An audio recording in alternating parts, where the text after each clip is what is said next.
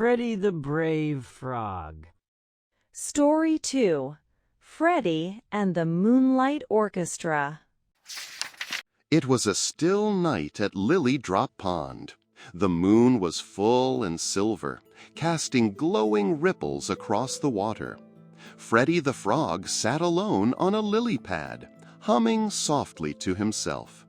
He often sang silly tunes, but tonight his voice carried something gentler, something magical. Suddenly, the wind rustled through the cattails in rhythm, and a chorus of crickets began to chirp nearby. Freddy stopped humming and tilted his head. Is that music?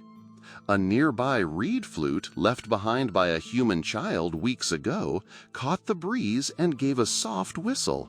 Freddy's eyes widened. "This is a sign," he whispered. He hopped to his friends, the fireflies, and said, "We're going to form the first Moonlight Orchestra." The fireflies blinked excitedly, forming glowing lines of agreement in the air. Freddy leaped over to Ollie the Owl, who had a deep, echoing hoot. "You can be our bass," Freddy said. Ollie blanked. "I don't sing on command." "Then sing on the moons," Freddy smiled. Next, he visited Mimi the millipede. Her tiny legs could tap a rhythm faster than any drummer.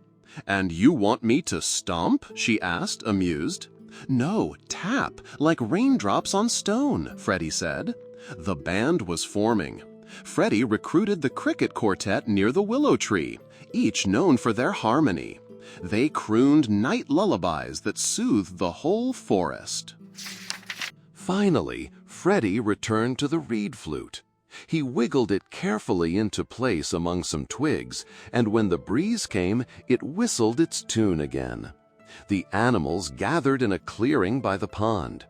The moon climbed higher, and Freddy stood tall on a rock. "Tonight," he said, "we perform not for applause, but for joy." Mimi began her tap-tap rhythm. The crickets followed with their humming harmony. Ollie added his soulful hoot. The fireflies pulsed light in time, like blinking stage lights. The reed flute sang. And Freddy? Freddy sang his heart out.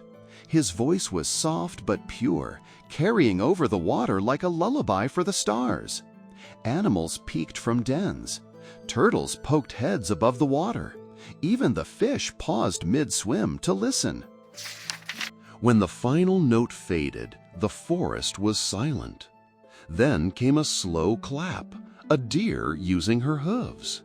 The applause grew, flapping wings, clicking beetles, the rustling of joy.